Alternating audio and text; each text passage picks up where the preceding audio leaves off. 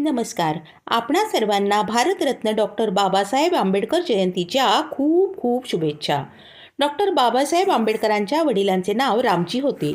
रामजी यांचा जन्म 1848च्या सुमारास झाला. रामजींनी सैनिकी शाळेत शिक्षण घेतले. ते पुढे मॅट्रिकची परीक्षाही उत्तीर्ण झाले. शिक्षण सुरू असताना रामजी वयाच्या 18व्या वर्षी इंग्रजी सैन्याच्या 106 सॅपर्स अँड मायनर्स या तुकडीत शिपाई म्हणून भरती झाले. रामजी 19 वर्षांचे असताना त्यांचा विवाह 13 वर्षीय भीमाबाईंशी झाला. भीमाबाईंचे वडील इंग्रजी सैन्यात सुभेदार या पदावर होते.